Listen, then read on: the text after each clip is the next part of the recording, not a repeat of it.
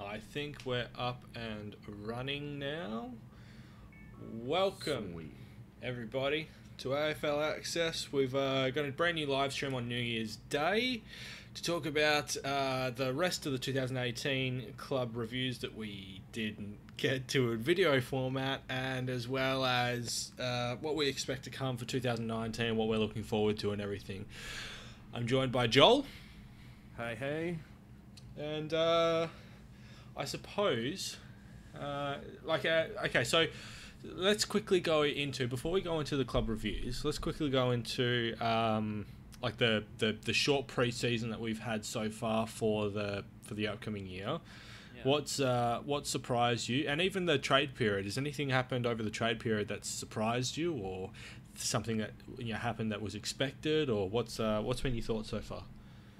I've been just like, holy shit, what did Carlton do? I was just like, McGovern with the back, Doherty with the same knee. Like, look, I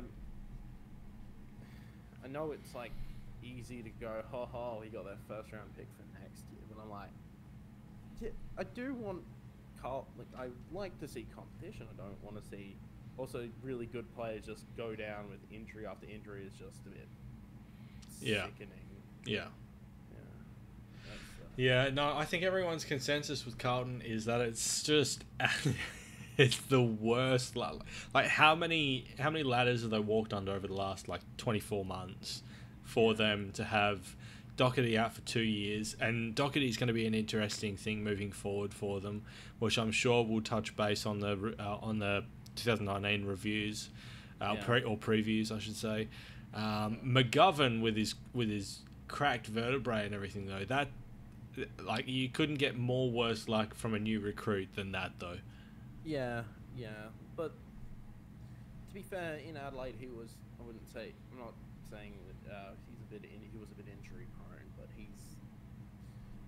if he's on, he's on, and I hope he can just play through the injuries and just because that's one just play through the injuries, and he should be pretty good. Yeah, pretty good picked up. I tell you what, it surprises me how much Adelaide fans talked him down when they were trading him, because I've always found him to be actually a pretty good young player. Because you got to remember, he's still a young player. I think he's sky's the limit for him. Yeah. No, I'm one of the guys who are at times he was the only forward who would take marks, had excellent hands. Sometimes he was pretty inaccurate, but then again, he can just pluck him out of nowhere. And then once he gets his kicking boots on, should be dominating the league. Well, maybe not dominating, but he would be up there as a potentially elite really elite player. Well, he's got as good hands as his brother does. Yeah, and again, it's one of those things. The only issue I would say is sometimes his kicking can be pretty bad, but then again, this year, before he got injured in the showdown, he just exuded cool to kick to put us up by a couple points. Yeah, it's I think he should be, when he's fit and healthy, he should be a fantastic player. Yeah. It's disappointing again. Unfortunately, he's had soft tissue injuries, which has kept him out with hamstrings and stuff. Yeah. He hasn't really had any impact injuries besides now this vertebrae crack that he's got. So that's a bit unlucky for him. Yeah. I mean, back injuries, I'm just even I've never really injured my back, but waking up with a sore back or pulling something, you're just life just gets so much more really hard. I fucking hate it. Can't stand up straight. It's just everything else is a pain to do. But yeah, just with Carlton, the only thing I can say with Carlton for their limited preseason is, well, the young core's gonna be baptism of fire. pretty much. So how much do we think Doherty going down again, considering he wasn't there last year, all right, and McGovern, well, we don't even have a time frame for when McGovern's going to come back at this stage. How much do we think it's actually going to affect them? A lot, or like, are we expecting to see the same sort of Carlton as we saw in 2018, or are we going to see improvement in them, or? I am pretty... Well, to be honest, I'm kind of wishy-washy in general about a lot of the predictions for the teams. Like, well, with Carlton, I'm like, you know, if some of the younger players catch fire and they start maybe showing some improvement / being able to cover for Doherty, and they, I don't know, get like 6 wins, I'd be like, after 2 catastrophic injuries to 2 great players, take that and run. And yeah, but I wouldn't be entirely unsurprised if, again, they finished last or something. Well, you know. It's a, you know. Well, with that underway, how about we go through and finish off our team reviews for the 2018 season that we didn't get to? Yeah. So the next one that we had off the bat was the Western Bulldogs, right? And it was this team that actually caused me specifically to effectively unintentionally stop the reviews, because I just... This team was such a nothing team this year. There was nothing... Like, they had injuries that prevented them from doing well, but in saying that, they've still dropped off a massive ledge since 2016. They've had more players walk out on them at the end of this year as well. There's nothing... But, you know, with all that going on, there's nothing really actually interesting that has happened with the Dogs this year. Yeah, no, I get that. Like, that's... Yeah, that's the thing. Like, if they were a beige team, completely unremarkable. Outside of, you know, pipping the Cats at the post one game, I think that's it when it comes to... Decent watching games for the Bulldogs. Yeah, or what I think about, well, except for that one game when it was in Adelaide and it was just pissing down with rain. That was about it. Like, those are the only remarkable things about the Bulldogs season, outside of... Well, you didn't really have many goal scorers. Billy Gowers was your best, and I know he's a Carlton cast-off, so, you know, it's one of those things where you're just like, look, they have the Bont, they have Liberatore, they have Jackson McRae, and they're fantastic players. It just feels like they don't have, like, their massive, like, forward... Well, Tom Boyd in theory, but, you know... Yeah, but the problem is... So this is the problem that I have with the Western Bulldogs, okay? Yeah. They are so reluctant to play any form of ruckman, outside of now Tim English, who's still very young. You can't rely on him week in, week out in a 22-week season, right? Yeah. That Tom Boyd, I don't feel is a ruckman / forward. I think he should be the power forward. He does have the body type for it, and you got to remember he's only like 23. Or 22, something like that. He's still very young. Yeah. You know, and the problem is, I find as well, is that he's not being developed as a power forward, as that full forward presence that you would have, say, Tom Lynch or Josh Kennedy, or even Buddy Franklin to a lesser extent, because he's more of a half forward than he is a full forward. But he's not... I just don't feel that Tom Boyd is being used in the capacity that his body will enable him to play. Which is then, you know, in 4 years' time, even in, you know, 3 years' time, they're still not going to have a forward structure, you know, around at least one forward. You have a look at Richmond, who has in the past only had what you would call one power forward, even though he's like a medium to tall forward in Jack Rewalt. But they structure around him because he brings the ball to ground. But the Bulldogs don't have anyone in the forward line to bring the ball to ground anymore. Yeah. Well, that's the thing. I mean, I could be getting this entirely wrong, but they kind of, when they won the premiership, they didn't really play a traditional ruckman for the finals, and No, you're right. They relied on Tom Boyd and I think Jared Ruffhead. Not Jared yeah, Ruffhead. The other Ruffhead. Jordan yeah, Ruffhead or something? Yeah. But like that's the thing. Like maybe they thought that works, and we should keep doing it. I'm like, it's gonna get found out. Yeah, well, that's the problem. I mean, even Richmond don't have they don't have a dominant ruckman. They've got Nan Curvis, who is there to basically equalise. Yeah. The Dogs don't have anyone like that, and even when they did have that in Will Minson, Beveridge wasn't playing. Yeah, yeah.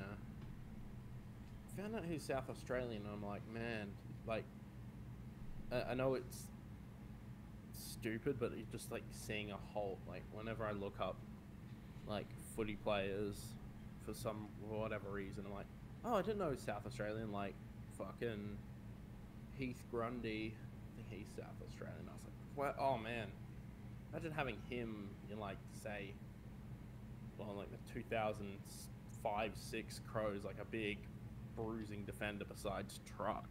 It would probably, yeah. But no, the whole thing with like the Bulldogs is like there was a period there where like playing the Bulldogs would be a pretty intense, high-scoring danger game, and not anymore. I'm just kind of like, oh, we play the Dogs, cool. Well, that's one team off the list. That's one. Yeah. They don't play with they don't play with the same intensity and same drives as they did in 2016. I think they're still being affected by their premiership hangover at the moment. Yeah, I think it's more like a premiership, like alcohol poisoning or something like that. You know, like a hangover will last you maybe, well, in a season, maybe a little bit more. But if it's been happening for 2 seasons and you just don't seem to be, there's a sickness or something to it, you know.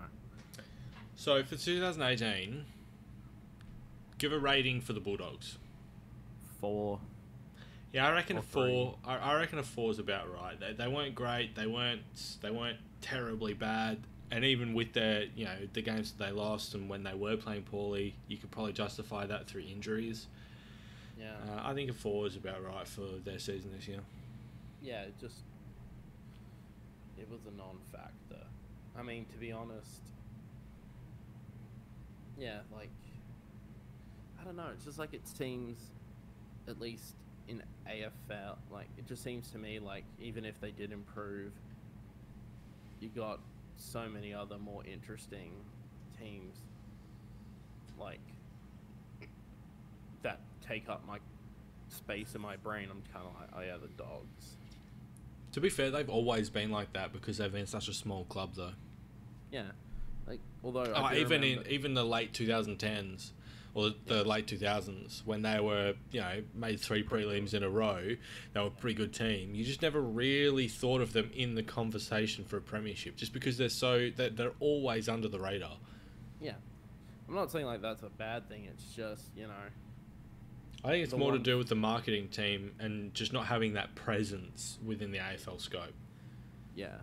Although, that being said, I think some of the finals we had against them in, like, 2015 after Phil Walsh died, that was an amazing match. And we just kind of, like, gloves came off and it was a slug, like, goal for goal shootout. And I was like, yeah, probably, like, one of those things where I kind of like, yeah, Tex is legit a leader here after he, like, Dobbs one from 50. Yeah, anyway, but yeah, like, it just, I do want to see, I want, like, improvement. I want, like, to be more or less entertained for, yeah. Well, speaking of Tex Walker, yeah. Next club off the list is Adelaide. Yeah. So,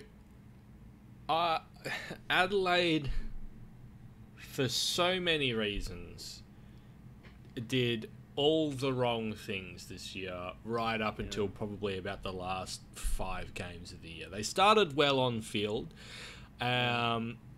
in terms of the actual season starting. They started well, and then their hamstring injuries caught up to them, and they just fell off the map.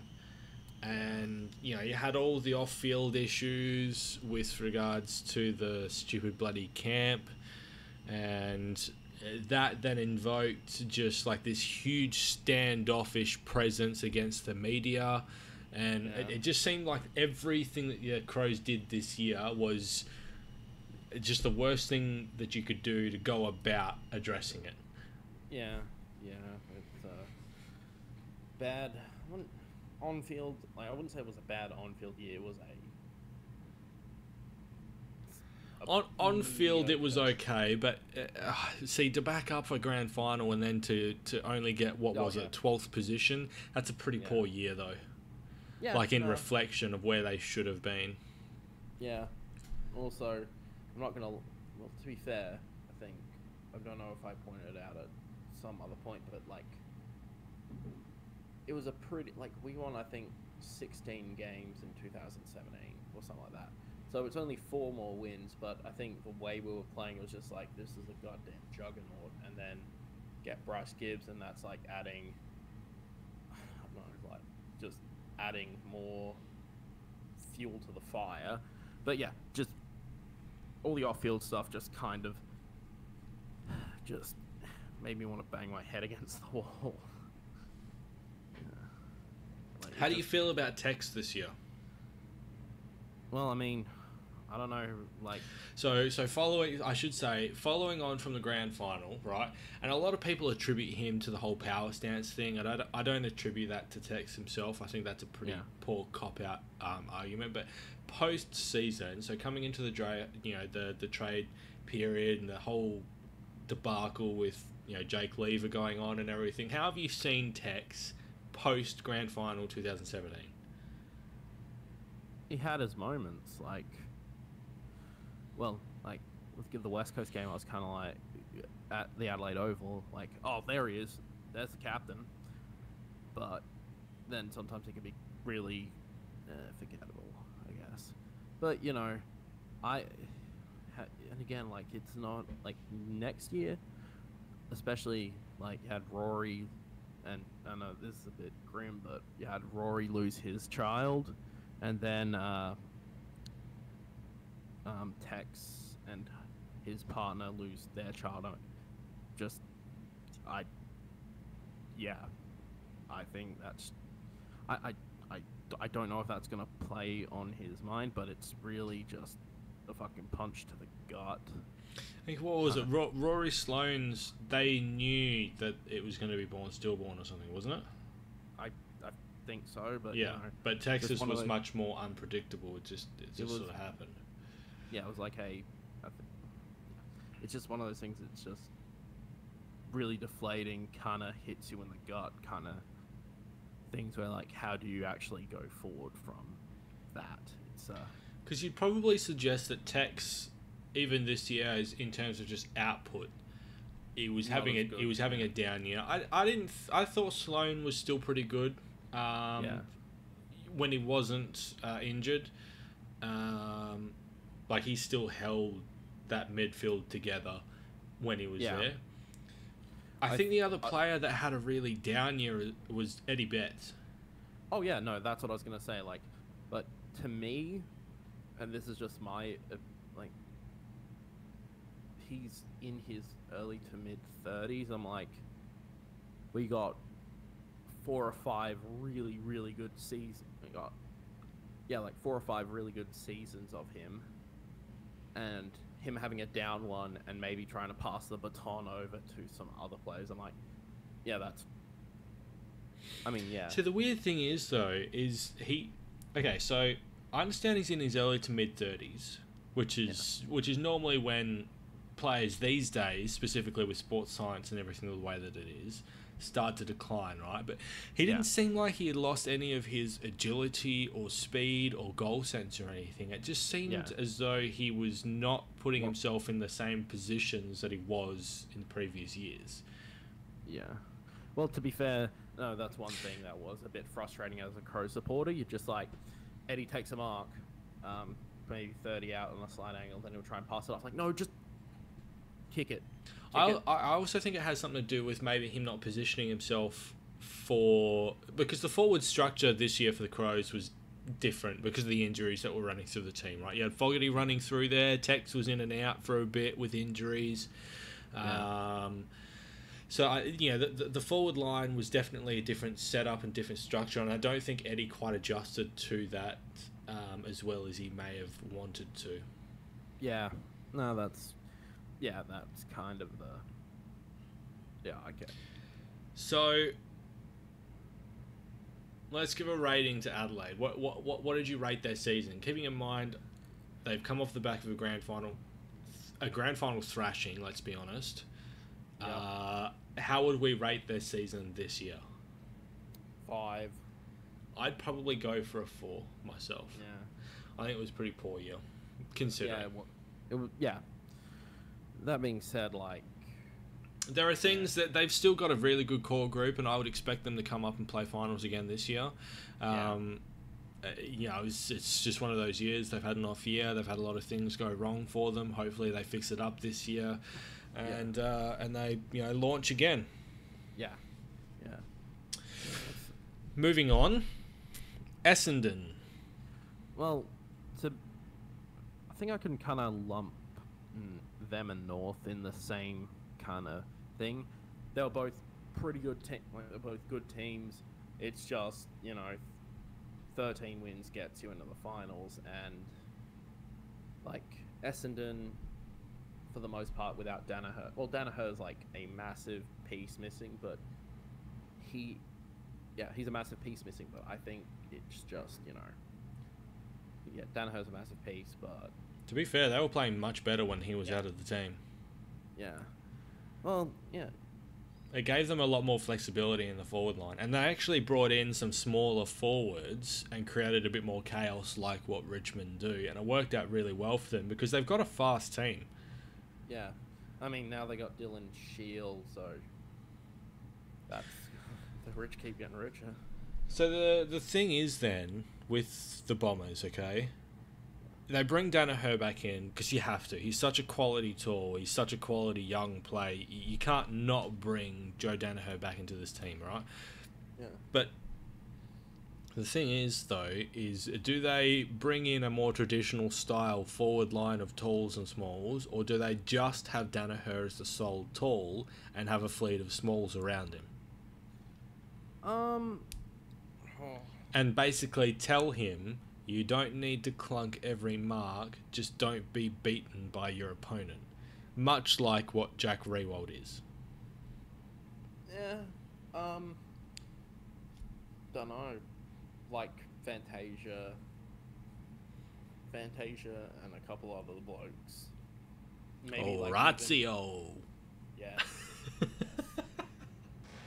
But yeah, I think even if he doesn't clunk every mark, but I don't know, maybe even bring the ball to the ground and have all those blokes,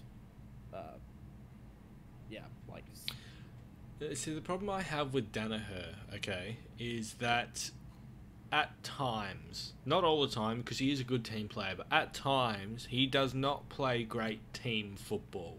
This is taking pot shots from 60 metres out, and when other teammates are in better positions, or he could open up space for better positions and everything. It just seems like he's one of those forwards that, without even looking at the goals, he's just trying to take a shot. Yeah. And he's not doing the high percentage plays. He's gone for low percentage plays to try and carry the team. Okay. Yeah, that is it feels like, and it feels like he's a player who's trying to put the team on his shoulders, and I think he's comfortable with doing that, but I don't think he's doing it in a constructive way. Yeah, like that's the thing. I think honestly, like one team, but the Bombers are one of the teams where I'm like, they've got the midfield to probably roll people if they're not on their game, and I do think I don't know, having Big Joe, pluck marks, and just maybe even bring stuff down if he under pressure and stuff. Have the smaller forwards trim the pack and go and like score would be. They should probably lead to should lead to success and stuff. Like, you know, I don't know. Like, I just think that just Essendon's midfield is going to be I wouldn't say a force to be reckoned with, but I could definitely see them contending for the contending finals easy. But yeah, just more. Well, they weren't exactly fire off this year, but you could definitely see that they weren't ready this year. Yeah, to be like that's the thing with that's the thing with like North as well. Like they're a good team, just some kind of I wouldn't say timely collapses, but they had moments where it's just like if you won that game, you'd be in. Like against the Bulldogs, I think they lost a pretty close one to the Dogs. Lost one to us, that was pretty close, but then again, Eddie taking a specky, well, failing to get it out of the forward 50 and having Eddie take a specky with in the dying seconds to seal the goal. It's a bit of a, it's one of those just like, it's just unlucky. I wouldn't say unlucky. Also, like, again, Ben Brown can only improve, and looks like he's on the right path to become a domineering forward. Yeah. Let's touch on North when we get to North. Yeah, sorry. But yeah.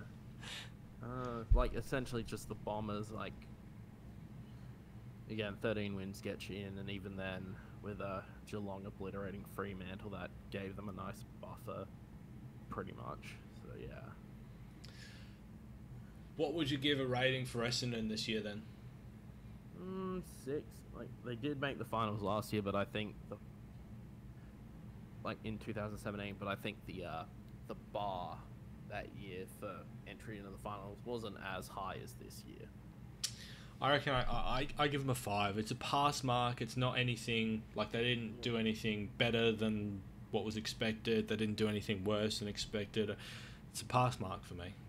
Just a 5. Yeah.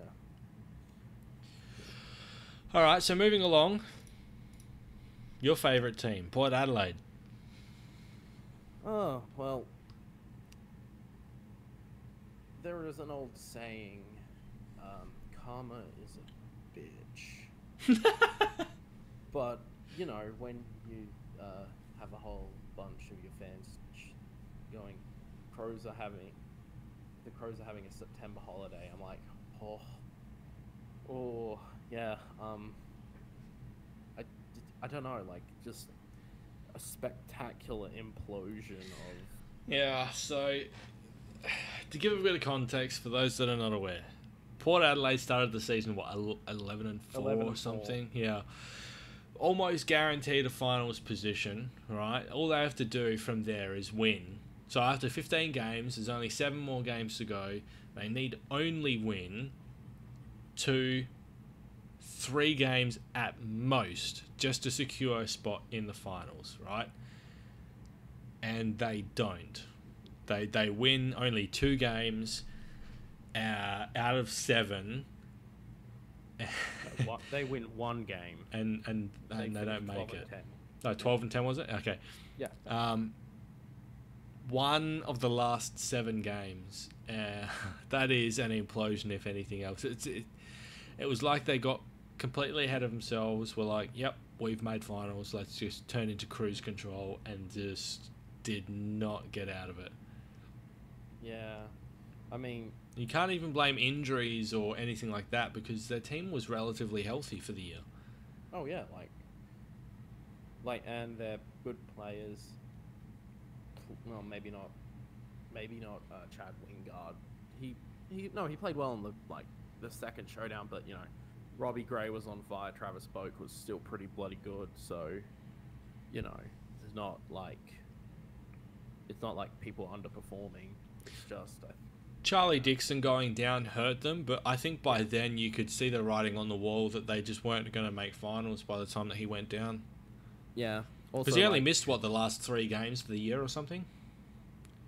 Yeah, like he went down with an injury against West Coast, which wow, that was a I a think happy moment for me. I laughed out out loud I tell you at what, work West when I saw Coast. the score. Well, Adelaide beat West Coast this year, so that was their first game that West Coast has actually lost at Adelaide Oval. Oh no, we beat you guys a couple of years ago.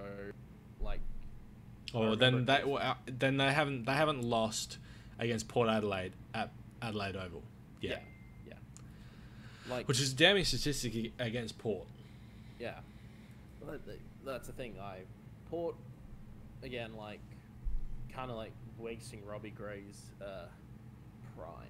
That's Well, see, this is the thing. What is Robbie Gray's best position? Because he plays in the forward line brilliantly. He plays in the midfield brilliantly. Like, what do you do with him?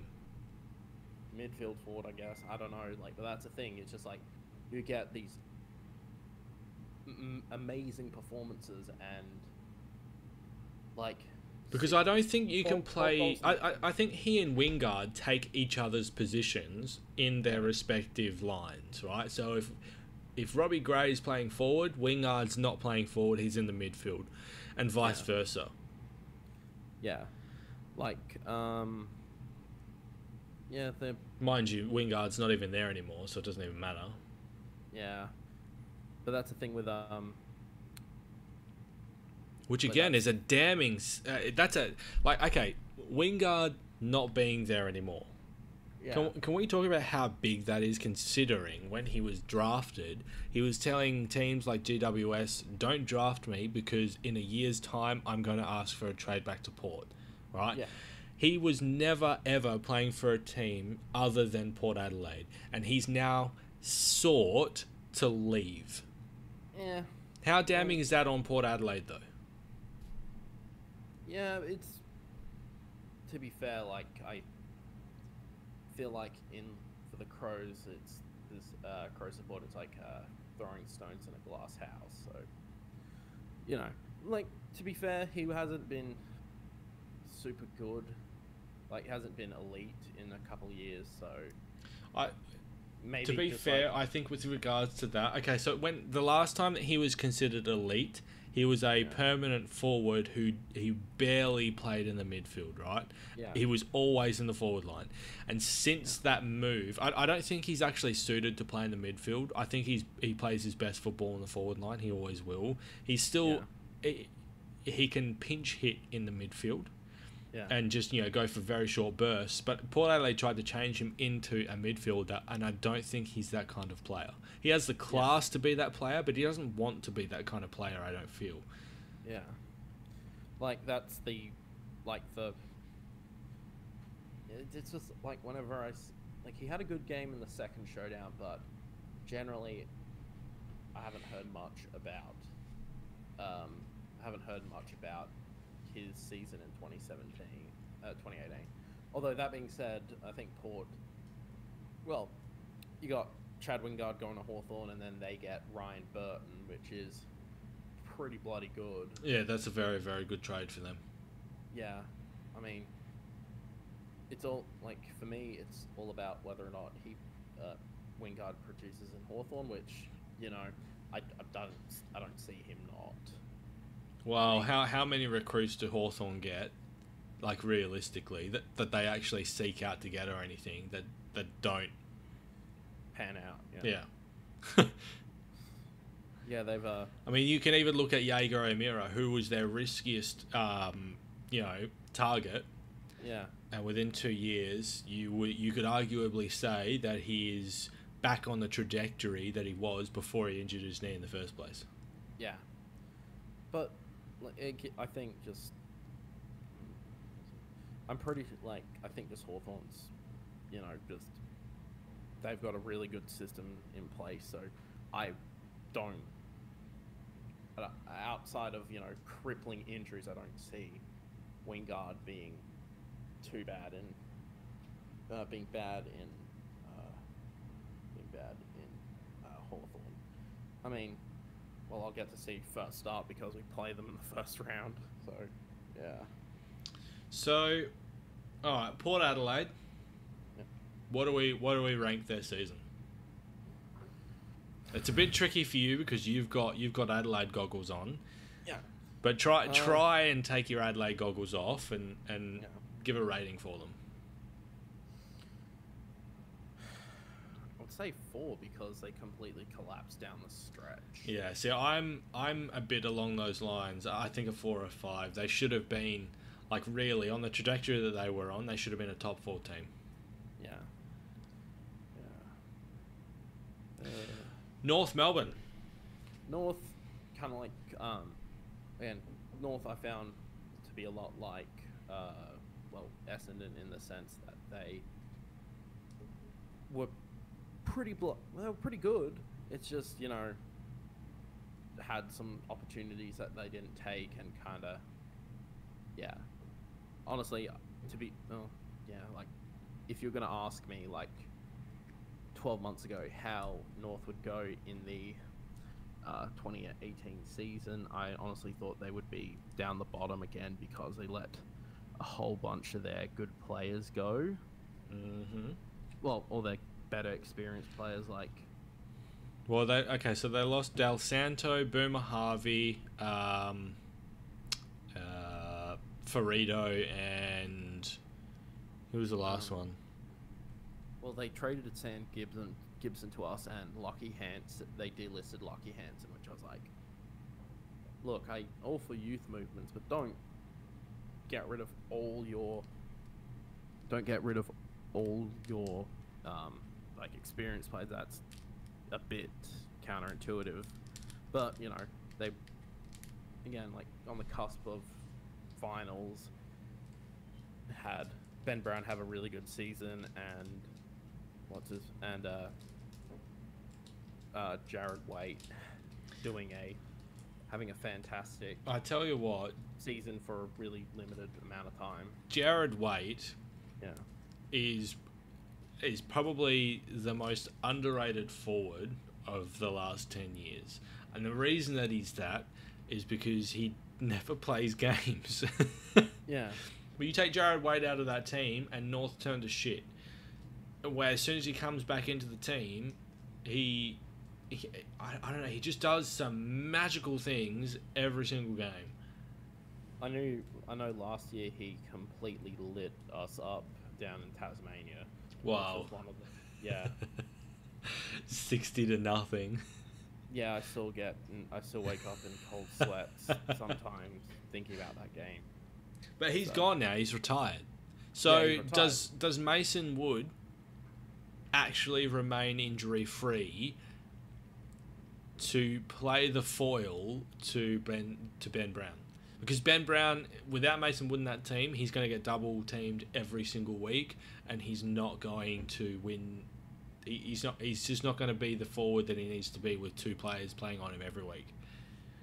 Yeah.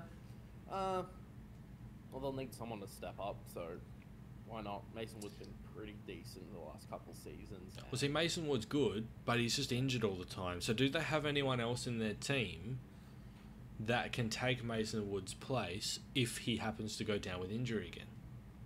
I don't think they do. Yeah. Not yet, anyway. I mean, is that Taron Thomas bloke? He isn't really a forward, he's a midfielder. Tarrant's a backman. Oh, okay. Yeah. Well, And the guys they picked up, Pollock's a midfielder. He's a Aaron midfield halfback flank, really. Yeah. A winger sort of thing. Yeah. Who else is there? Darcy Byrne-Jones, he's not a forward. No, he's a back pocket type player from Carlton. Yeah. Oh wait, no, it's not Darcy Byrne-Jones, it's Jasper Pittard. So, yeah. Well, Yeah. the point is the people they picked up aren't really, number 2 forward. Do we think that North Melbourne overperformed this year and will continue to drop back for 2019? Because I think the only reason that they won a lot of the games that they did was because of Jared Waite. I would also put Ben Cunnington in there. He's very a grunt work kind of bloke, so grunt work midfielder, and Jack Zeeble is tough as nails. So The thing is Jack Zeebel's now being played as a forward. yeah, okay. Well, I think. Okay, so I think that they did overperform. I think they should still, in theory, be there or thereabouts in the top 8 and stuff. But yeah, I wouldn't. Like, it's one of those things where I'm like, I wouldn't be surprised if they didn't make it, because there are a whole bunch of other teams that are real. Like, everyone's gunning. Well, yeah, obviously everyone's gunning for a top 8 spot, but I wouldn't be surprised if they didn't make it. Yeah. So what do we give a rating for North Melbourne for 2018? Probably like a 7, because, like, honest to God, thought they were just going to be in the basement again. Yeah, I give them a 6. Because again, well, it's exactly as you said, I didn't have them even close to making finals, and they were right there, right up until the very end. Yeah. All right, so that is all of the non-finalists done. Yeah. We moved to 8th position, Geelong. Oh, Geelong. Okay, so, well, I just kind of thought they were, like, they obviously had their good games. They won more than they lost, but generally they weren't super impressive, especially having, like, Dangerfield, Ablett, and Selwood all in the midfield, which, you know, is, like, a part of me was, like, again, really wishy-washy with them, like, going, either A, they're going to dominate and completely obliterate everyone, or they're going to be good, but they're aging, so obviously their performances are a bit on the decline. See, I think the problem that a lot of people didn't take into account when thinking of, you know, the big three in the middle, was that they're all, besides Ablett now probably, or since his Gold Coast days, Selwood and Dangerfield are in amongst and getting clearances and feeding it out, or I wouldn't even say that they feed it out. They get in, get their own ball, and break packs themselves. That's the kind of player that they are. They don't feed it out to their players around on the outside, which is what Ablett is. Ablett is there on the outside to provide polish. Ablett hasn't been the in and under player, at least since he did his shoulder, right? But he's not being used to his most effectiveness by Dangerfield and Selwood to use that class and kicking accuracy on the outside, because they're too busy getting clearances themselves. Yeah. I think this year for 2019, it's already been said that Ablett's going to be spending much more time in the midfield, in the forward line, which I think is going to be better for him. Basically, follows his dad. Okay, so can he follow in his father's footsteps and become a decent forward option? I don't see why not. A guy of that skill and class, and do we think he's getting too old now? Because I think he's turning, what, like 30, 35, 36 this year or something. Yeah. Like, he's on the rougher end of 30. I wouldn't be, again, like... Or 34. Well, the whole thing is, like, as good as Gablett is, nothing lasts forever, and I wouldn't be entirely surprised if the decline was pretty sharp. And look, I just want to kind of, a player of that caliber doesn't deserve to be like Pavlich, where he got blown out in his 350th or something like that. I'd rather see him go out, maybe not another premiership, but just like him presentable, not past his prime and just really struggling. Like, as cynical as it sounds, like, I think Selwood should, I wouldn't say he will decline, but statistically he might decline over time, just over the next couple seasons, Also, he's like takes the big hits and stuff, so we don't know if that will start seeping in to or starting to cause problems and stuff. Yeah. Where do you see? How do you feel about Menzel's departure? I was like, well, he's a good. I think, like, look, outside of 2 crippling knee injuries, he was a fantastic. I thought he was a pretty bloody good player. He's had 4. He's had 4 knee recos. Yeah, I would. And you know what, like. But to be fair, since he got over the knee problems, right, which is what 2-3 years ago, he's played most games outside of Geelong's own. Well, they injected him with something, and he had a bad reaction to it or something like that, right? Yeah. Like, that's the thing. I thought he was a really good player, and I'm like, and again, it's more Tom Hawkins not getting any younger, and can he still go with being the main focus of their forward line and probably the top defender of the opponents? It's like, I think Geelong's window may be closing pretty soon. I mean, I'm like, this year I think either make it the final or age really starts to take a number on their stars and they don't make it.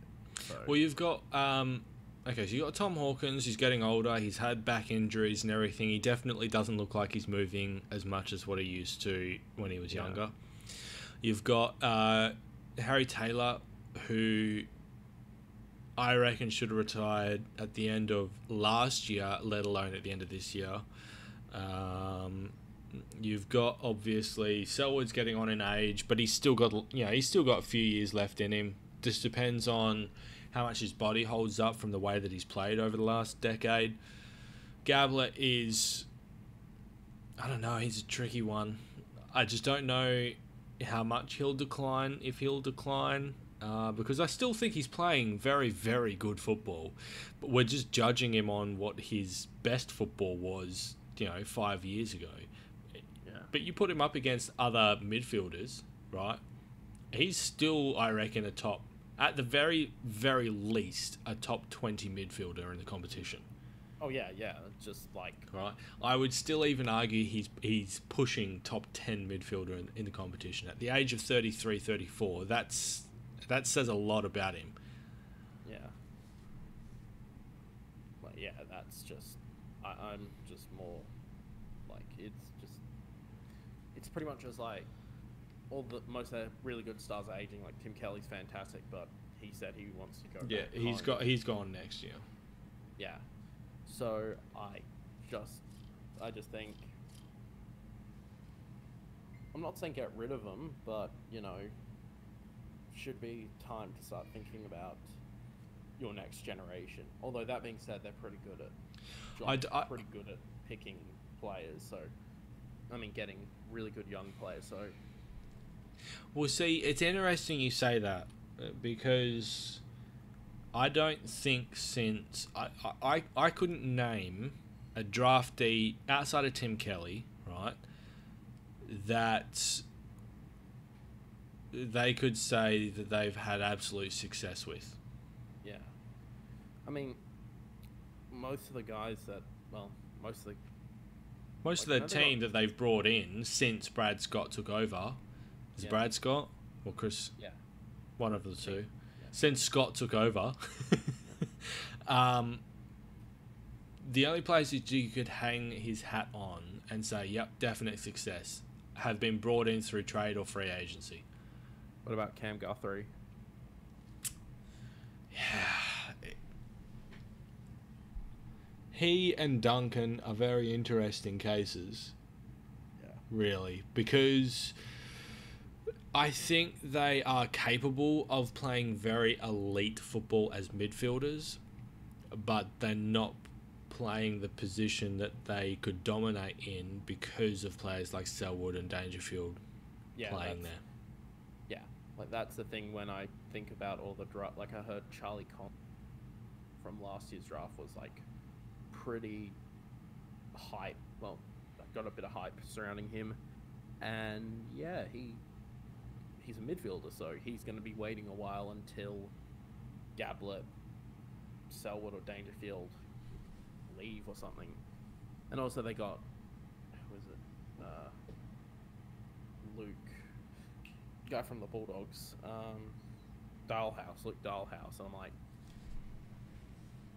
I'm not saying that he's a bad player, but I'm like, you kind of want to inject a little bit of youth into that.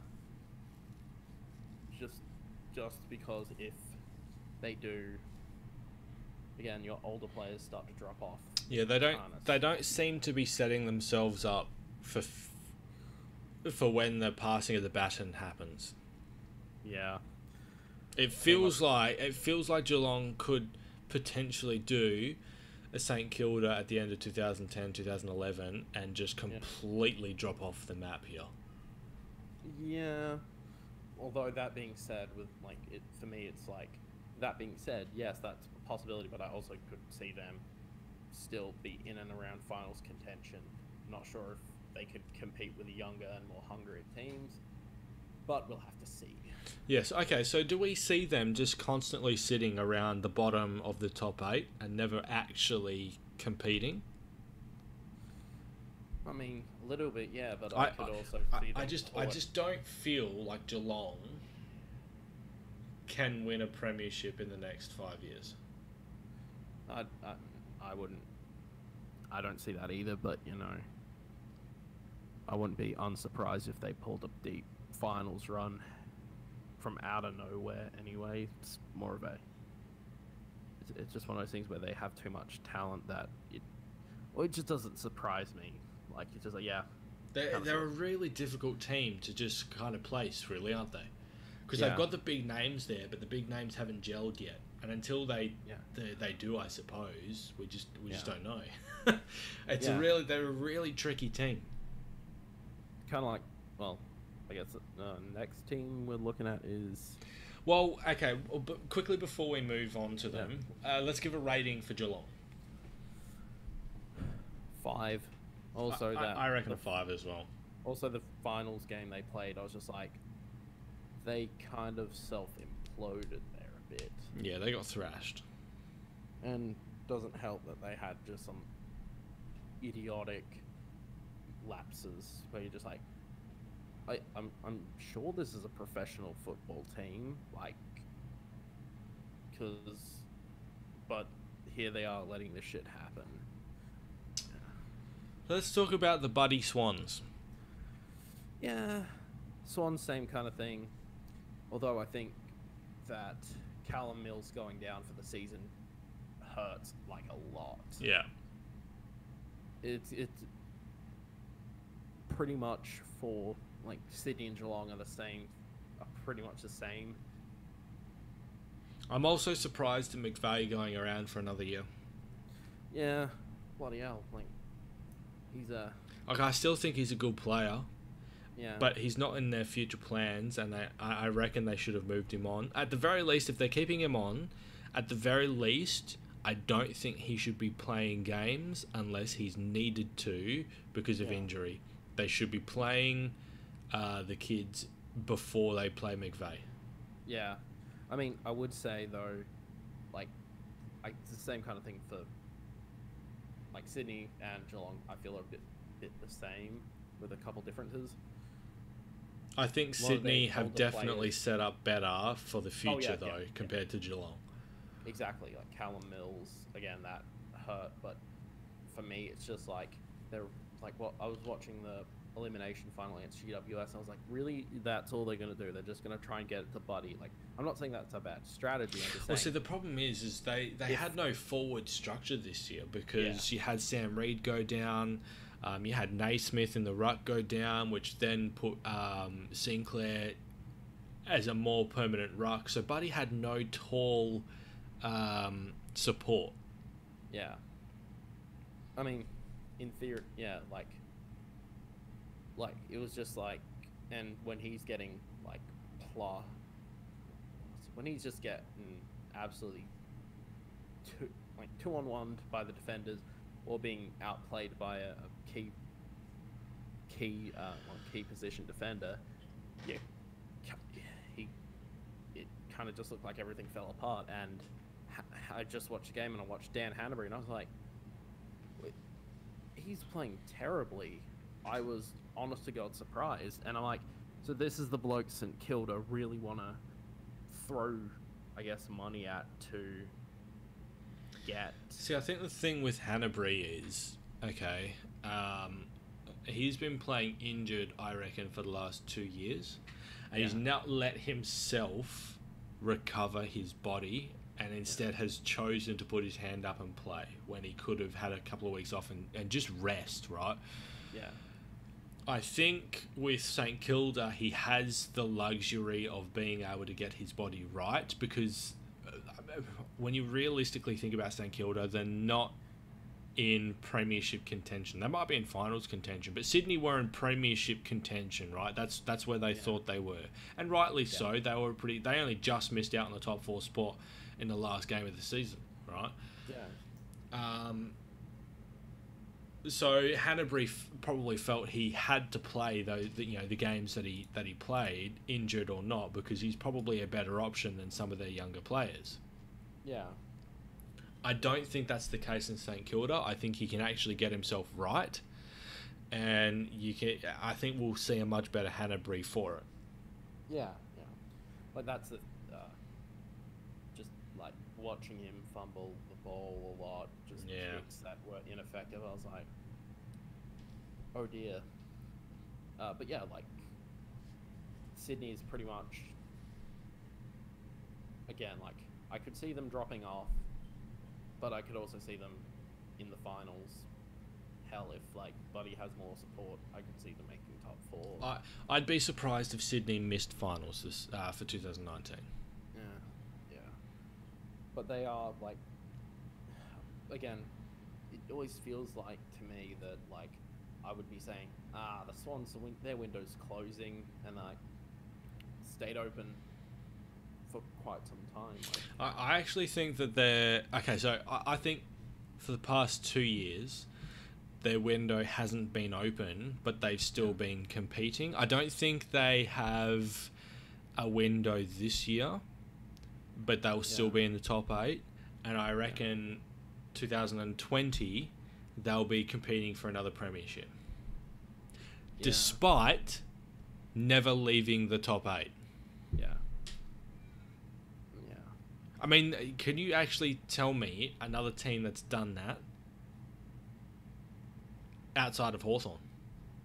Yeah. Hey Mitch, how you going, mate? Welcome to the stream, buddy. I was gonna say maybe Geelong as well. Well, yeah, you could say Geelong, but in saying Geelong, I've never really felt that they've been a premiership contender since the early 2010s. Yeah. They've been in finals, but I've never felt that they've been a contender since early 2010s. Yeah. Whereas I could say Sydney and Hawthorn have been contenders despite staying and rebuilding whilst in the top 8. Yeah. You couldn't really say that with any other team in the competition. Not that I can think of. That, like... I mean, like, the final... Like, the prelim in 2017, I was like... We just completely dismantled Geelong. I was like... Okay. That's new. Kind of made... Again, like, we've beaten... Well, okay. We've been at home for for all the games, but... We've taken care of, like, Crows have taken care of Geelong last couple times they've gone round. Although, outside of the preliminary final, it's been a little bit closer, like only 14 points this year.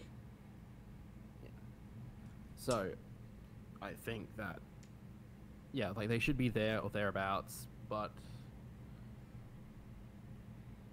Sydney should be there or thereabouts. Maybe if they have one less than good year, they'll be back because I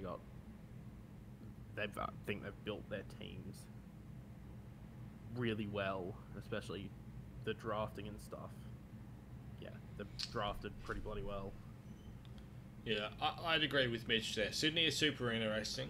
I feel like they're lacking something. Always high up on the ladder, but extremely unpredictable. Always threatening, but never dominating. And I think that has, to do with the lack of Sam Reid. You put Sam Reid into that team, into that forward line, I can tell you now, they would be something special.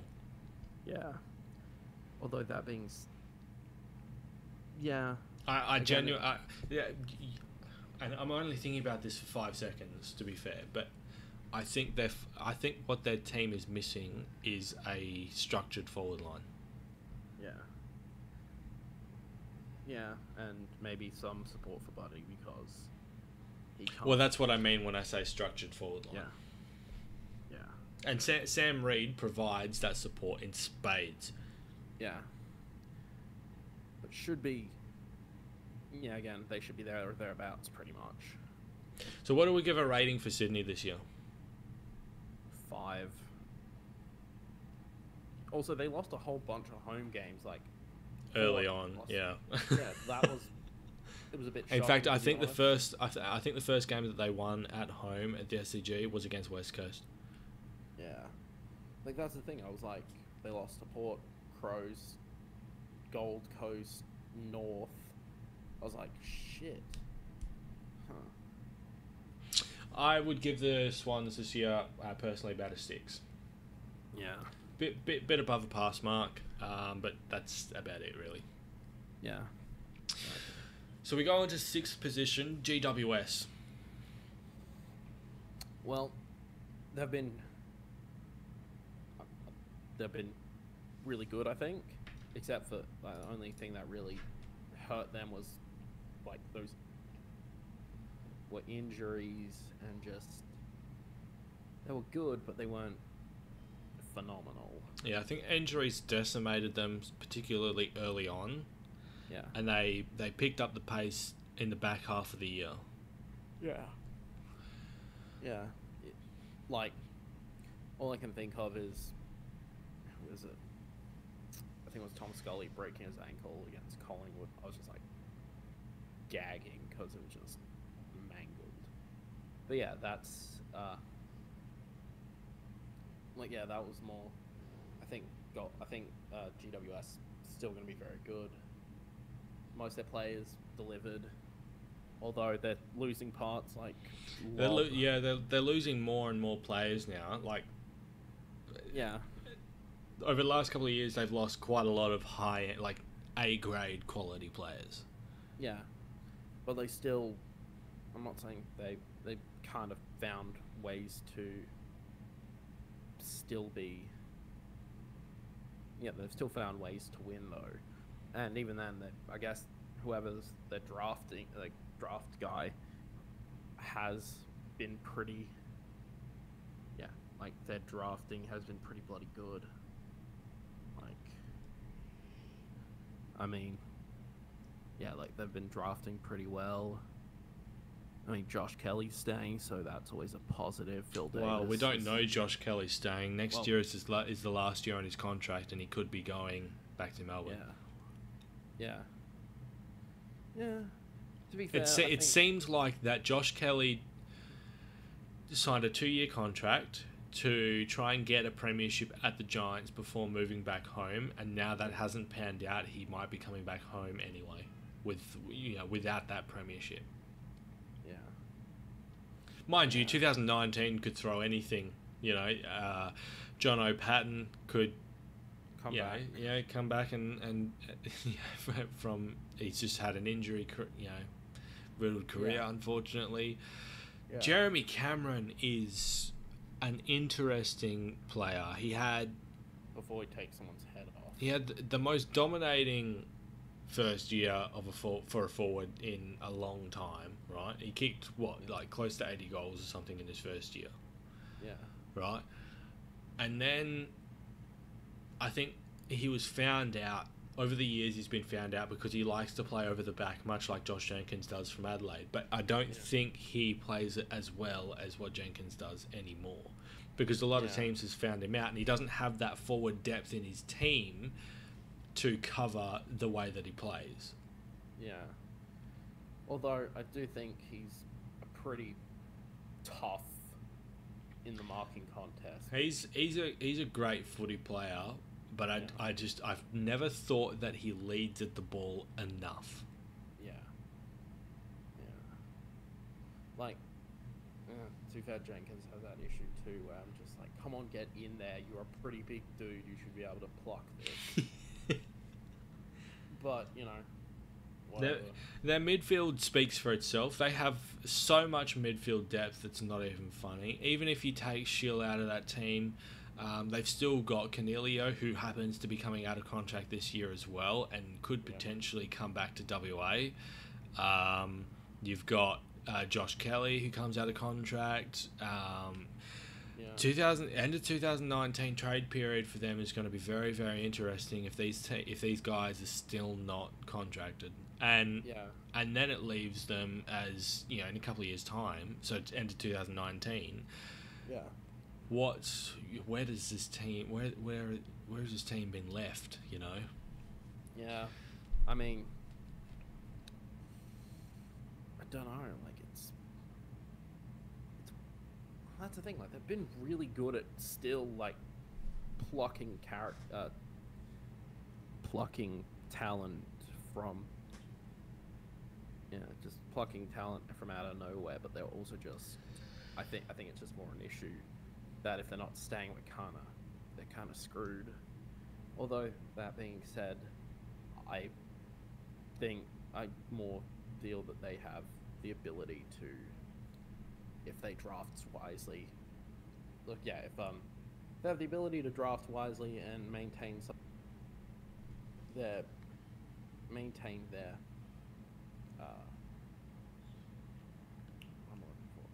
maintain most of their really good players, like as in don't trade these kind of players, they'll be fine. They'll survive. I think 2019 is probably their last year for a premiership, and then they might just come down and be like bottom of the top 8 or hover around that sort of 10 to 12 power position, and then come back up again with some smart recruiting and stuff. But I think next year, at least for the next few years, is probably their last chance for a premiership before they just come back a little bit. Not a lot, because they still have huge depth, but not contending before they launch back again. Basically doing what a Sydney and Hawthorn have done over the last couple of years. Yeah. Mitch says, people underestimate the power of a good player leading hard at the ball. Nothing more confidence dampening for a midfielder than forwards that hang back and let their opponent keep them quiet. I'll tell you what, there are two players that stand out to me that are the best leading forwards in the competition, and that's Jack Riewoldt and Josh Kennedy. Yeah. Kennedy, I was like... no one leads at the ball better than those two players in the competition. Yeah, they are.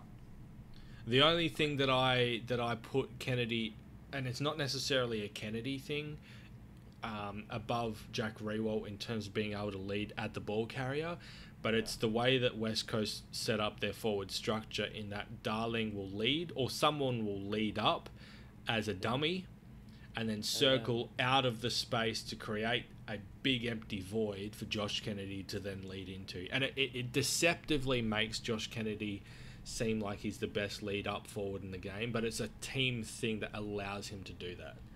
Yeah, I mean, like facilitating your better players to play well, that's what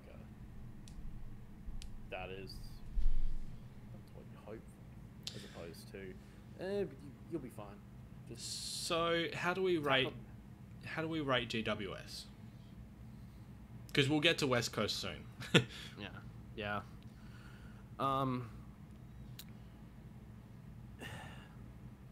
6, I guess.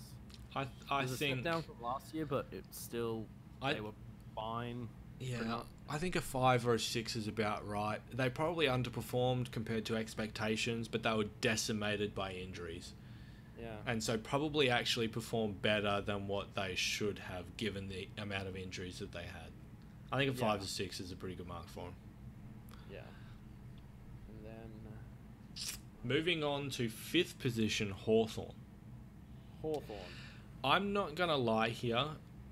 I had Hawthorn before the season started in the bottom 6.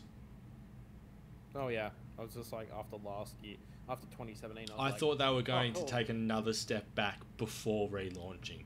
But kudos to them. Kudos to Clarkson. I tell you what, he is a genius coach. He got them back in the top 4 unexpectedly, and I think he even admitted in a press conference after the season that he didn't expect to be in the top 4 this year. You know, whether that's a more damning thing against the opponents that they played on the day that they played them, or a testament to Clarkson himself and the team at Hawthorn. But no one expected him to get top 4, and unfortunately they bowed out in straight sets because of it. Yeah, I mean, it's just like the thing I was going for. Thing I was thinking is like, oh, cool, Hawthorn finals, fantastic, cool. I think this year felt different though, because they just shouldn't have played finals this year. You never felt that Hawthorn should have been playing finals this year. They were racking up wins, but they weren't convincing wins. And they got demolished by Brisbane twice in the year as well. They just never felt like a team that should have been in the top 4. Yeah, although that being said, like Tom Mitchell was having the season of his life, and just taking every... he basically followed up on a season. I tell you what, every year that he's played has just gotten better. Yeah. Like, he's gotten better every year. Yeah. So, if he keeps following that trend, what the hell is he going to do in 2019? Like, if he doesn't get injured, right? Because you go back and say... Nathan Fyfe, 2014, every year since Nathan Fyfe debuted, he's got better and better and better and better until finally 2015, and he was unarguably, you couldn't even argue, he was the best player in the competition by a long way, right? Yeah. It was him, Daylight, and then whoever was else, right? And then he got injured at the back end of 2015, and he's been recovering from that since. Yeah. Well, like, I think just, they'd still be very good, and who knows, like, even though they didn't get many early picks in the draft, they'll probably just get another superstar in the making. But, you know, we can't... Again, good teams find a way to win. They have a good they've brought in Wingard, right, to help with their forward line. I don't think they necessarily need a lot of help in their midfield. I think Tom Mitchell does enough on the inside to feed to the outside. But if he gets injured, they've got no depth to cover him. Yeah. I think Wingard should be played predominantly as a small forward, as he played his best football at Port. It's going to take a lot of pressure off of their small forwards. It allows Jack Gunston to play a bit more tall. It allows Jack Roughhead to play a bit more tall, knowing that they have that speedy, quick, small that they lost through Cyril Rioli at their feet again. Yeah. Well, that was the thing I was thinking. Look, Roughhead's fantastic, but who takes his spot? Like... Again. Yeah, that's the spot where Hawthorn's at the moment. They've got some good players in their team and good enough players to carry them to finals, but they have no depth. Yeah. They don't have that old adage where, you know, Clarkson would say one person falls, another comes in to take his place. They don't have that luxury right now. Yeah.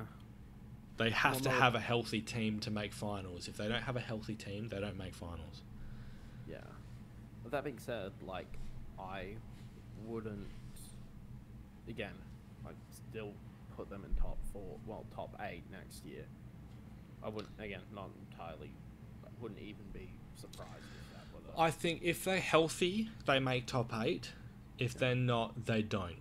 And you have to factor in that these guys are going to get injured at some stage. No one goes throughout their career, besides probably Boomer Harvey, without ever having a serious injury where they're out for 5 weeks or something, right? Which then affects the rest of their year for that year. Yeah, I'm not sure. I don't know. Like I said, I'm pretty sure I had the Hawks this year as 14th on my ladder before the season started. Yeah. Like if like again 12 months ago, I would have been like, well, I think maybe just one more year of not very good Hawthorn that we can all, just we get over the three-peat, and then like, all right, you can be good again. Okay, so let's have a think about this then, right? That's where we probably expected them to be, to have one more poor year, get some draft picks, load up, have some depth, right? Yeah. They haven't been afforded that. Yeah. Where does that leave them for 2019? Because I reckon 2019 should have been the year that they actually push for a top 8 spot again. They've already done that prematurely. Does that affect them moving forward?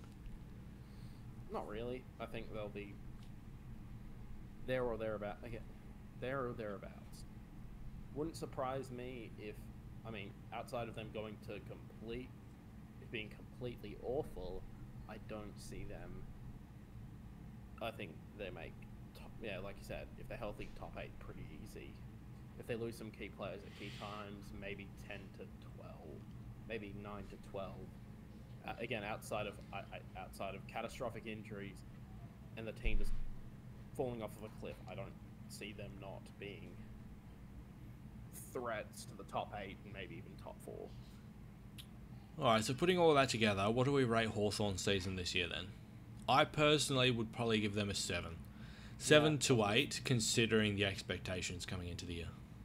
Yeah, I would say 7 as well. Unfortunately, their implosion in the finals doesn't help them. if they had won one final, so if they'd lost the qualifying against Richmond, which was fine, but if they had actually beaten, I think it was Melbourne, then I would probably have given them a 9. Yeah. That was the thing. Is just kind of well, I just didn't like the idea of another didn't like the idea of another Hawthorn preliminary. I'm like, oh god, back to the dark days again. Well, moving along, okay, here's a team that has been so bad for the last almost 2 decades. Yeah. Have finally returned to finals action in Melbourne. Yeah. Right? They've got 4th overall. It's the first time they've been in finals since 2006. Yeah. And it's the first time they've won a final, I think, since 2004, 2003, something like that. Yeah. Or 2000 even. Yeah. I tell you what, Melbourne is looking to be a scary prospect. Yeah. Like, they're going to be good. They demolished us in Darwin, but I'm like... So you go back a few months ago, okay, I put out a video on the channel with regards to Melbourne creating the next dynasty, yeah. I said that Melbourne would finish top 4. They didn't finish in the top 4, but they did finish top 4 at the end of the year, taking finals into account. Yeah. And that would be them this year, and then they would come into 2019 and go from there, right? So far, they're more or less on track with me, so I'm happy that they actually rolled up their sleeves, because after I put that video out, they turned to shit for a bit there. Yeah. How do we... they've got strength on all lines. Now, I know they've lost Jesse Hogan, which is admittedly a huge loss for them, okay? Yeah. But they do have Tom McDonald, who has proven can play that position in Hogan's stead. Yeah. So I don't think they lose as much out of Hogan, from losing Hogan, as what some people may think, but they definitely lose more than what, because I think people are just going, it was only Hogan, he wasn't that good, and actually forgetting what kind of player he can be, because he's had a down what, 2 years. You know, he had the death of his father, he had the testicular cancer, he had all this stuff kind of ruined the last 2 years of his career in terms of mental aspects and stuff. I just don't think people really remember that he was or is one of the more dominant forwards of the competition. Yeah, like, honestly, looking back on the trade to from Melbourne to Freo, I'm like, it's more Freo gained something more than Melbourne lost. Like you said, Tom McDonald stepped up in his place, so I don't really think there's much to worry about. I'm not saying, like, it's still a loss, but it's not, catastrophic. Yeah. Like, if they have the depth to cover Hogan, and they have got depth all over the field. Their back line is quite solid; it's pretty strong. Their midfield is only going to get stronger with another year of development because they're still a young midfield, right? You got Viney running through there. You've got Brayshaw, who gets another year on him. Vandenberg comes back from injury this year. He's only going to be better next year. You've also got Petrarca, who gets a bigger tank. He's going to be a gun once he actually gets up and running with a decent fitness. This team, I tell you what, Melbourne, in terms of up and coming teams that are coming through the competition, Melbourne is the one that scares me the most. Yeah, they're going to be a pain to deal with, but well, if they're going to be that good, whoever's going to take them down will have to win. Well, not even. You know what I mean? Like, if they're going to be as good as a lot of people think they are, well, this team's just going to have to get better. I mean... Well, who do we think... Okay, so realistically, who do we think will contend with Melbourne next year as a top four? Richmond, Hawthorn... No, Richmond, Collingwood, West Coast, Adelaide if they're healthy, and, well, Adelaide if they're healthy, Sydney if they get, like, if Sydney if and maybe GWS as well. And we'll throw GWS in there as well. But that's pretty much my thoughts. Like, for the top 8, it's 14 teams for me. The top 12 have been the top 12 pretty much gunning for the 8. I'll tell you what, so we'll be doing a ladder predictor before the season starts, right? Yeah. I'm going to struggle so very, very much because I can see teams coming up and I just don't know which teams are going to come down. Yeah. Which teams are going to bottom out? Because I can see all of the teams, besides maybe Carlton because of their injuries now. Otherwise, I would have had Carlton coming up quite a bit. I can't figure out who's going to be bottom 4. Bottom 4, I think Carlton's going to be there again now, only because of the loss of Doherty, predominantly Doherty, because they've got no drive out of the back line. But I don't know who else is going to be bottom 4. Stereotypical as it sounds, I'd say most likely the same as the other bottom, like this last year's bottom 4. There's no way Brisbane stays bottom 4. Oh, and shit, yeah. And I don't think St Kilda stay in the bottom 4 either. I just think they had a poor year. They had a bad year. They're definitely a better team than what they finished. And who was the other bottom 4? Fremantle. I don't think Fremantle stay down there anymore. I think they start to come back up. I think, that's the thing I was going to say. And the Western Bulldogs as well. I don't think they stay down there either. Oh, well, maybe actually, because they've had a lot. They've lost some more players. Yeah. It's like, tricky. I would say, what is it? I would say that, like, if I were to pick 2 teams that were lower on the ladder this year who might make their way up to finals contention / top 8, I was going to say Brisbane and Freo. I was just going to say Brisbane, but then I thought, well, Rory Lobb, Jesse Hogan, and if Nat Fyfe is healthy, and obviously he's pretty much on his game at all times, and if Chera,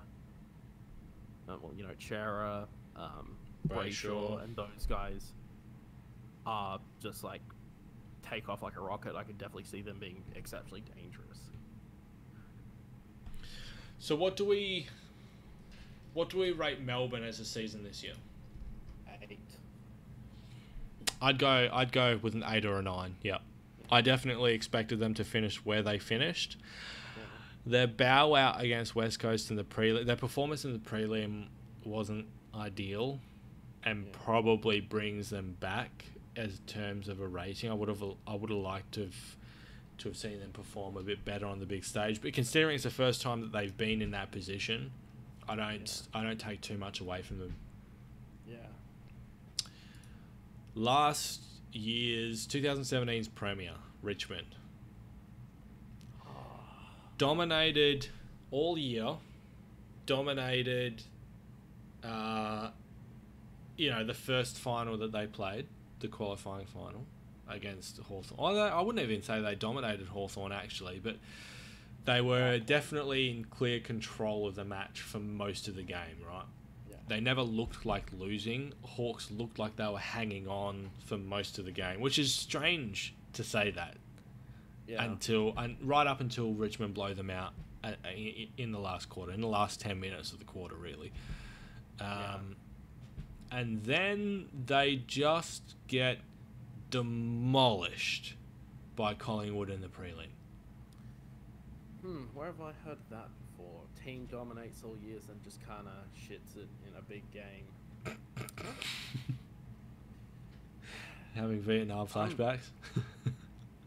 No, I'm not. Like, I don't feel sympathy for Richmond anymore. They're still going to be very, very good. They'll still be top 4 next year. There's not really much that you can say about their year. They had a very, very good year, and they just happen to have a bad prelim. I reckon if they win that prelim, they beat West Coast. But, that's not the way that it worked out for them, which happens to so very many teams within the top 4. In fact, how long has it been since the last minor premier won the premiership? I will have to Google that. I actually couldn't tell you from the top of my head. To be perfectly honest, I don't actually think the minor premier wins a premiership very often. Yeah, I'm pretty sure third position wins it more often than not. Yeah. Which happened to be Collingwood, and we'll get to them in a minute. Yeah. And I'm only laughing at Collingwood because I support West Coast, so, Well, 2013... That's Hawks v Fremantle. Did the Hawks... I didn't think the Hawks were top of the premiership table. I would have thought that would have gone to Sydney 2013, but I could be wrong there. But when you really sit down and think about it, that there's not much to be said about Richmond other than they were probably the clear best team of the year outside of maybe West Coast. You could make an argument for West Coast, but Richmond, you could arguably say best team for the year, which was Adelaide in 2017. But they just didn't perform on the big stage. They didn't even get to the big stage, but they didn't perform on the big stage. Yeah. There's not much else that you could say about them, really. Yeah. I mean, I've checked the Wikipedia thing, and it says, Hawthorn is the last team to do it, and since 2000, it's been done 6 times. So 6 out of 19 times. Yup. That's a 1 in 3 ratio that the Premier wins, that the minor Premier wins. That's not a great. That's not a lot. So really, you don't want to be winning my own premiership. Yeah. To be fair, it's looking at it, well, West Coast, the teams that did it were Essendon in 2000, because Essendon in 2000. We're just pretty unstoppable, much. yep. Yeah. Port in 2004, West Coast in 2006, Geelong in 2007, Collingwood in 2010, and Hawthorn in 2013. Yeah, right. Yep. Yeah. But yeah, it's Well, how... Okay, so... There's not really much to say on them this year, right? yeah. How much does Tom Lynch affect their forward structure next year? I don't know. Because Kinda like- if you break down the way that they play, right? They play Jack Rewalt as the main forward, who, if he doesn't mark, definitely breaks packs and brings the ball to ground, right? He just flies at everything all day. yeah. And then you had what's the other guy who came from Geelong, who plays down there? Yeah, Caddy. Caddy effectively plays as his second forward, right? Yeah. Who actually clunks the marks instead of bringing them to ground. He's got a great set of hands. Yeah. It allows their small fleet of forwards to then create chaos, which is basically what they did with their midfield structure. In years past, what they've done is they've fucked around with the ball in the midfield, waiting for the perfect, player to be open, which then allowed defenses to get their setup so that they couldn't score. But this year, without even looking into the forward line, they just bombed the ball in, which worked brilliantly for bringing the ball to ground and letting their small fleet do the work. Because it meant that they weren't getting outmarked because Jack Rewalt was constantly bringing the ball to ground. Now, Tom Lynch is not necessarily going to be happy sacrificing his game to bring the ball to ground. Yeah. He would much rather try and mark the ball or just concede defeat. Yeah. So how does that affect them moving forward? Like, can Damien Hardwick change or at least alter the way that Tom Lynch plays footy? I don't know. Maybe. Or do they change their structure and setup to work around Lynch? I mean, This is going to be the biggest question of 2019, I think. Yeah.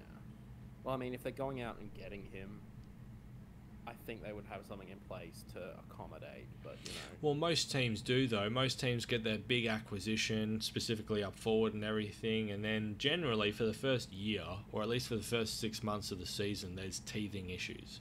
So yeah. is there going to be teething issues for Richmond in 2019, or will they have that sorted out by the time that the season starts? That's probably the only question that we have over Richmond at the moment. We know that they're still going to be a good team, but how much does Lynch affect their forward line? That's probably the question that's going to be on everybody's minds. The million dollar question. Yeah. Well, he's $1 million player. Yeah. Then I start whenever in Australian sport that's a bit unheard of. Then I look at America. Yeah, that's not even a drop in the fucking bucket. It's $1 billion player over there, really. Oh. Not quite, not yet, but it's getting there. Getting there, yeah. So how do we rate Richmond? I give him a 7 personally. I give him a 7. Should have done better. Didn't quite get there, but still a very good team. I'll go 8, but because they were pretty much juggernaut, and it's just one bad game, and it kind of screws you over. But yeah. So we come into Collingwood, the team that pushed them out of the grand final, pushed them off the ledge with a lead weight tied to their feet. Yeah. I tell you what, Collingwood were pretty impressive this year at various stages. They at times it didn't look great. at times they looked $1 million, and then come final series they played brilliantly. Yeah. Or very, very nearly winning the premiership. Yeah. I think that they had an excellent season, like way better than what I expected, because I kind of just saw Collingwood as, oh yeah, they'll be there. Like, yeah, they're there as well. And then they demolish Adelaide at home. So pissed off when I saw that. But yeah. I tell you what, I wasn't wake sure up. whether Bucks would have the job at the end of this year or not. Oh yeah, like I honestly thought, oh well, like give me him one more season and then he's gone. But that being said, yeah, waking up in Dallas, Texas, to check my phone. What was the score? Crows lost by 40 points. Fuck. I woke up the guy I was sharing a hotel room with. I was like, fuck. He's like, what's wrong? Like, no, the Crows lost. Not happy about it. So they definitely exceeded expectations. They've got they've got some pretty good structures. I mean, they had a lot of injuries throughout. Like they had some terrible injuries throughout the year as well, and still managed to finish, well, second for the year. Yeah, like kicking the goalpost. Like, you got to feel bad for players like Lyndon Dunn, who comes over for that premiership success. They get a chance in the grand final. He's not there to play because he's done his ACL. Like, that sucks. I know. Yeah.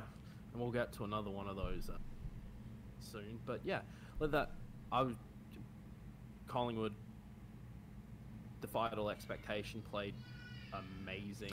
And I tell you what, Collingwood did something that I didn't think they'd ever be able to do. They had a lot of the country barracking for them in the grand final. The team that everybody, bar Collingwood fans, love to hate. Yeah. Like, they completely changed the perception of this team, and I think a lot of that has to do with Nathan Buckley, which again is super surprising because Nathan Buckley is a player, or a former player, that a lot of people love to hate because of the arrogance that he apparently carried with him. And you see him in press conferences and the way that he talks to players, and even the way that he consoled the guys that created the banner for the day, because their banner foreshadowed the rest of the day and completely fell apart.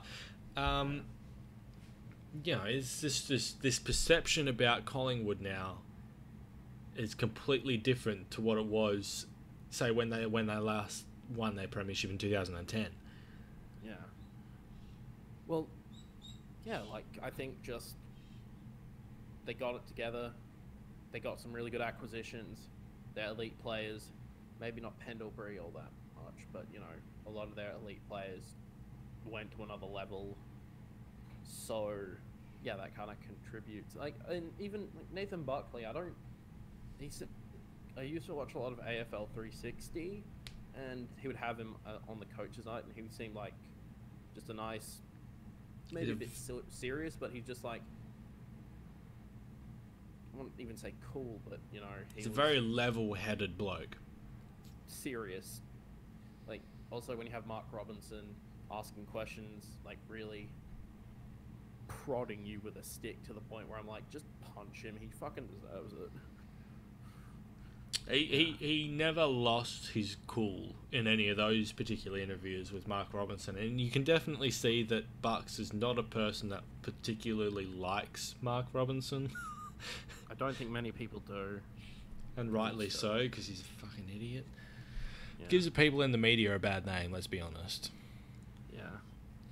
It just, like, that's the only thing it just, not arrogance, it's just like, he wants to get a rise out of someone. I'm like, yeah, but don't be surprised when you hit a nerve and then, So quickly moving on, because we're starting to run out of time here. How do we rate Collingwood? 9. I give them a 10. I actually give them a 10. Like, they fell 5 points short in the last 2 minutes of the grand final. You couldn't really say that they played it poorly. It's probably the best grand final that we've seen since, I reckon, 2012. I feel comfortable giving them a 10 out of 10. They fell short by 5 points, so you can't dock them a point for 5 points, I reckon. Yeah. And they were, I think, just consistent. Like, I think they were the most consistent team of the year. And I know you could probably say West Coast, but... No, I reckon Richmond were probably the most consistent team of the year, besides one game. Whereas Collingwood... they had a few bad losses throughout the year and everything. You couldn't really say that about Richmond. Well, except maybe against West Coast at well, actually, all of Richmond's away games were pretty bad. Yeah. Who'd have thunk it, playing a lot of games. And so we move to the premiers of 2018, West Coast. Well, if I did actually make the video, I'd probably be like 3 or 4 minutes long, because it's like, well, to summarize their season, they were very good, except for that little bit where they weren't that good. But then again, they were dealing with a lot of injuries, and then they became really good again, and now they're premiers. The end.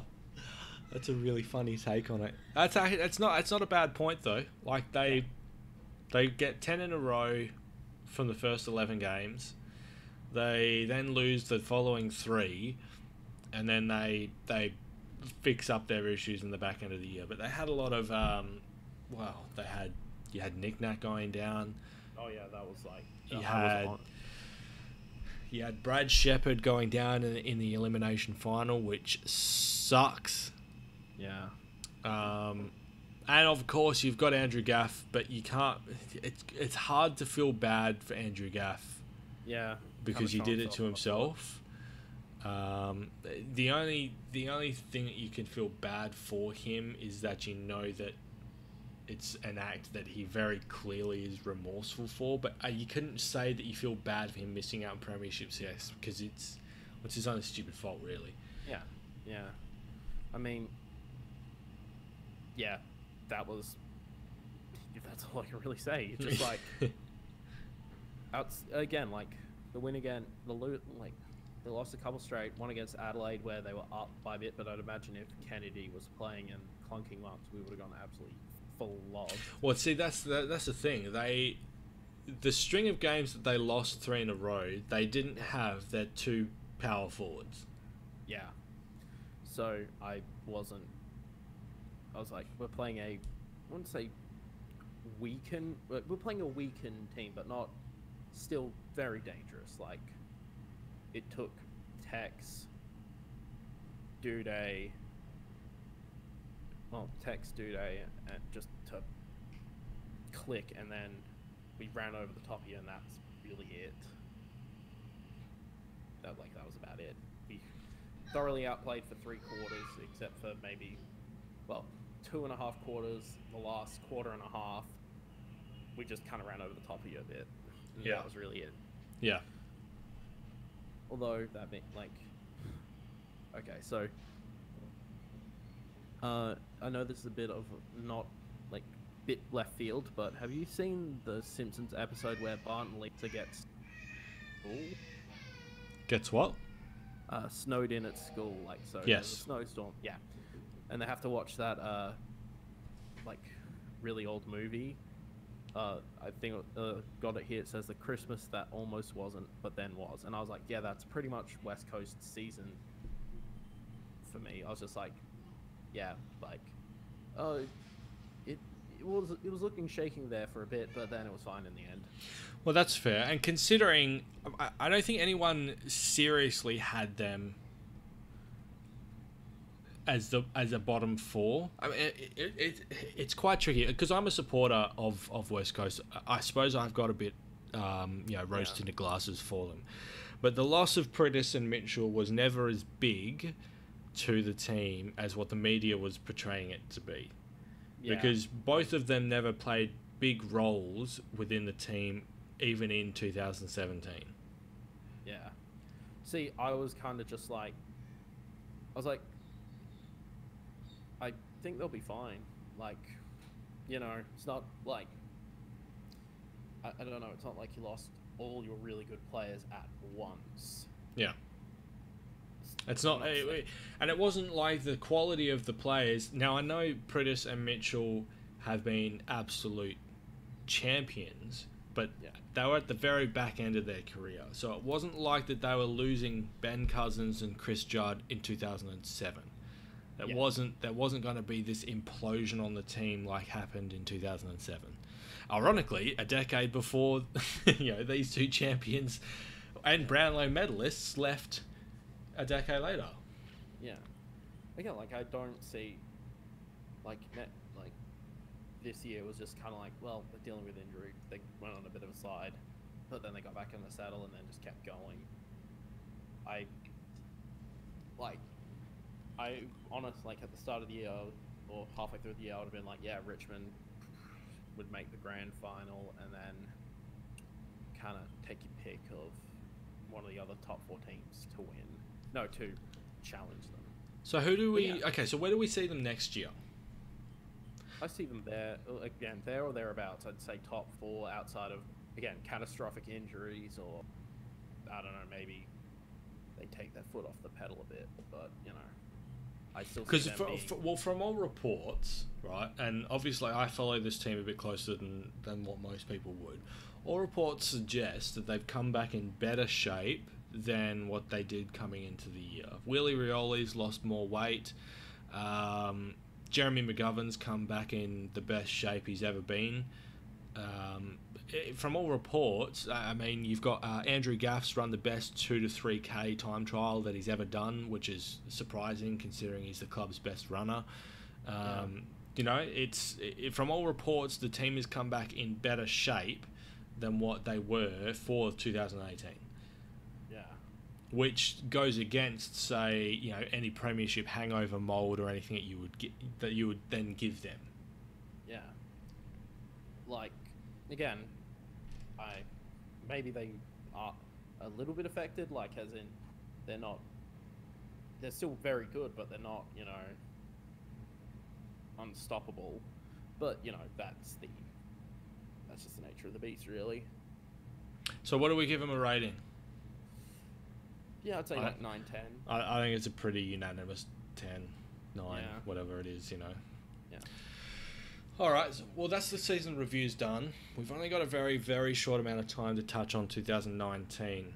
And I suppose we've even touched on, because we've touched on the last top 8 as to our predictions for a lot of the clubs moving into the year. Who do we think wins the premiership in 2019? I don't know. Like, do you think West Coast goes back to back? Do you think Richmond comes back up for another one? Do we think maybe Melbourne actually succeeds and gets one? What do we reckon? We'll go in and do this as an actual video properly, but just as first thoughts. So if I ask you the question, who's next premier?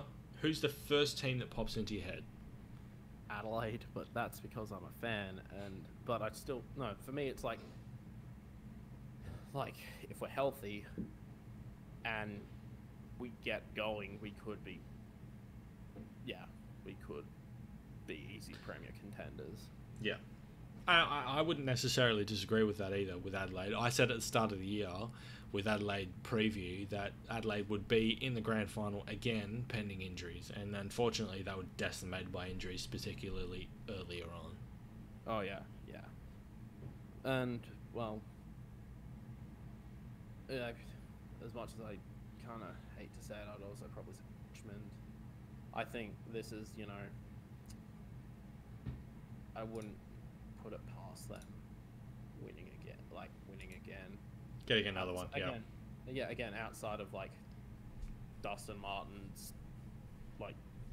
knees turning to dust, or I don't know, barring special circumstances, I can't see them not be good, and probably the team to beat. Although I think West Coast would probably go very, very close. Could very well go very close. Yeah, I think I think Melbourne will be up there as well. Oh Yeah. my god. Pending any serious injuries themselves.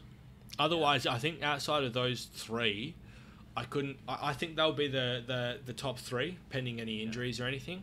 I couldn't tell you who's going to be the fourth, though. I think Collingwood could be there, but I think their easy draw kind of helped them out this year. They're still a good team. I'm not going to take anything away from them, but I think a tougher draw is maybe just going to bring them back a little bit. They could still get that top four spot, but it depends on other teams as well. I think Sydney could get that top four spot. I think GWS could get that top four spot. I'm just not sure who pulls it in outside of the top three already mentioned. Yeah. I think it's just going to be, well, actually, you know, like, if I ever go back and watch these in the off-season, it'd be kind of interesting to see how over 20-plus weeks narratives develop. Yeah. And then, yeah, just going to be really interesting. Although, yeah, that reminds me. So essentially, in late August / early September, I'm going to Canada and northeast of the States for a couple weeks. I'll still take my laptop with me. I'll try and watch highlights and stuff to get, you know, like reviews and stuff. But yeah, I'll be in. Yeah, just forgot to mention that up until now.